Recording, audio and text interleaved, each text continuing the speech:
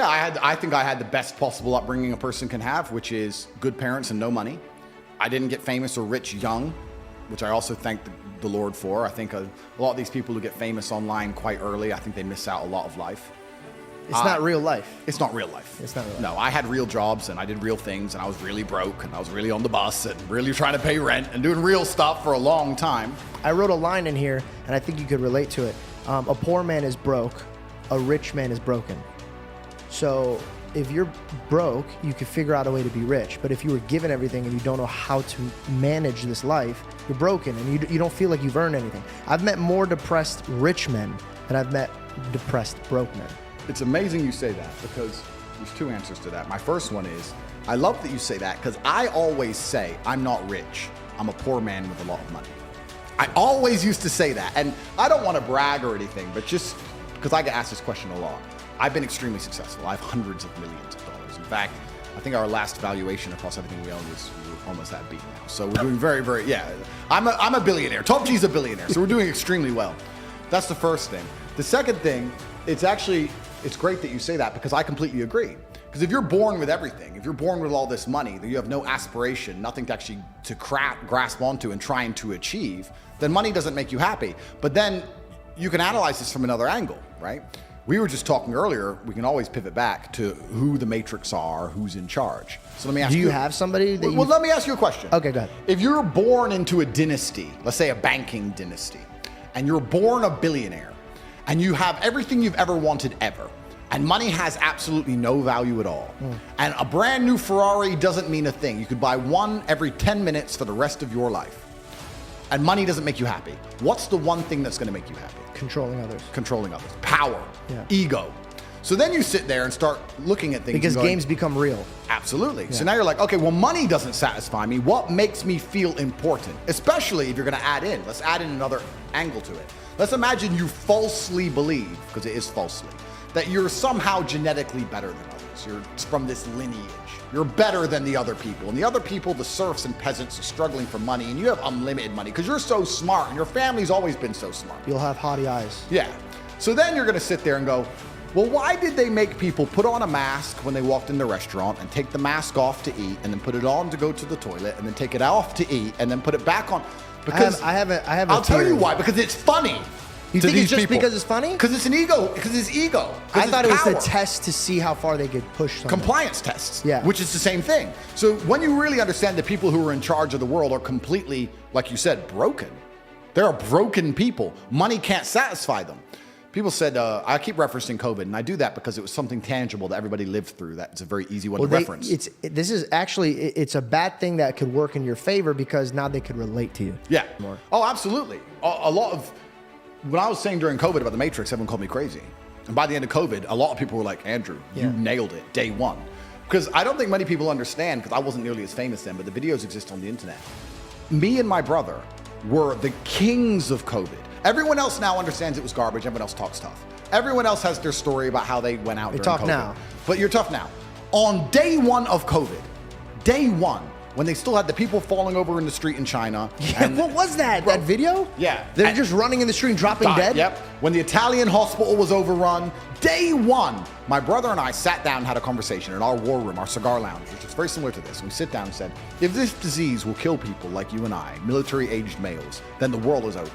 It's zombie apocalypse. So what are we going to do? And we sat there and decided whether we should hide as long as possible or we should just go out all guns blazing. So we decided to go out all guns blazing like heroes. This is all documented. It's on video. And day one of COVID, when everyone else was afraid, we flew to Sweden because it was the only open country. And we spent the next 4 months. Ironic. Yeah. Because who lives in Sweden? Very strange. We spent the next 4 months in Stockholm in 6 nights a week in nightclubs with Swedish chicks partying while the rest of the world was locked in their house. Nobody talks about this. Nobody talks about the fact that Sweden was open, no restrictions, you could do whatever you wanted, nightclubs were open, everyone was partying, everyone else was locked up, not allowed to go to funerals. We were literally in parties all day, every day. I didn't even get sick, didn't even get a cold, and it was cold outside, didn't even get the sniffles. So we beat COVID, we won COVID early.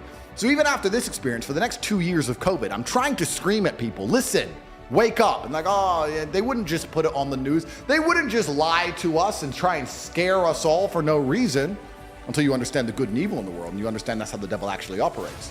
But the point I was going to make earlier about talking about how these people are broken and money doesn't satisfy them, people often say, COVID was just for money. And I say, that's actually a very optimistic view of the world. It wasn't just for money. It was for something far worse. They have money. They print money. Yeah. They make money. They are the money. When I found out about I just learned about how they print money, I literally could not believe it. Money's not real. For 3 days, I'm sitting around, so I'm like, what the fuck is this? So they could just print this shit? Money is not real.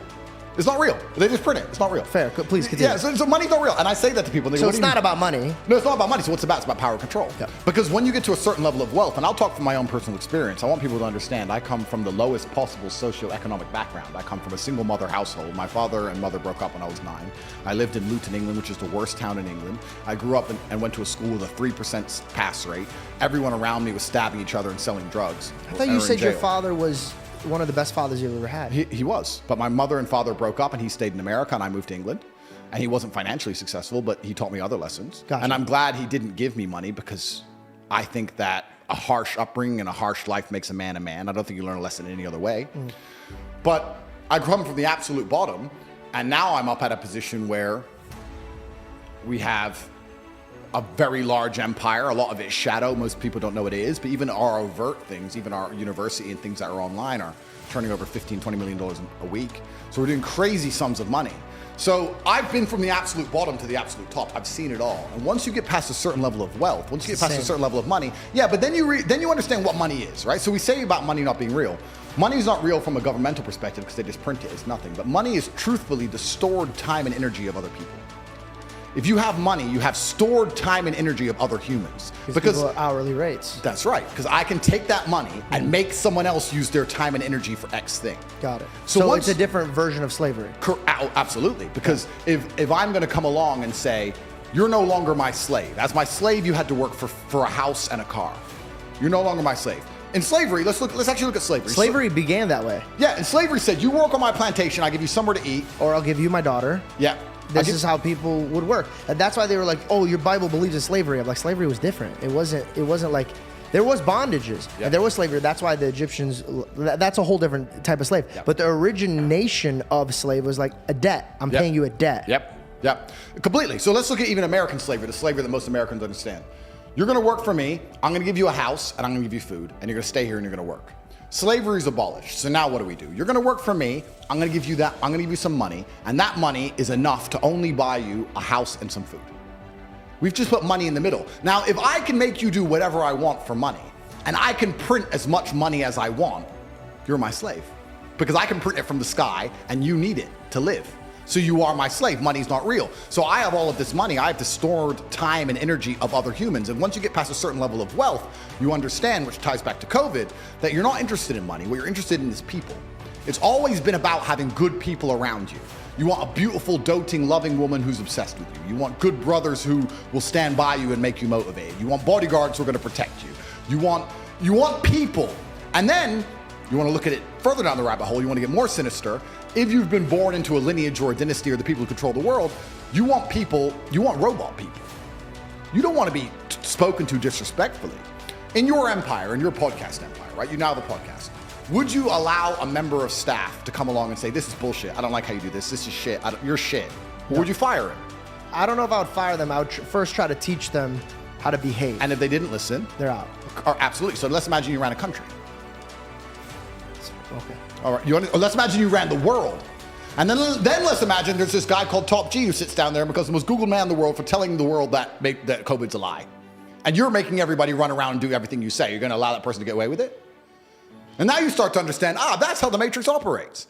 So the people who are broken, raised on money, are so obsessed with power and control, which explains a lot of the society we're in, because they don't look up to God. These people think they are God.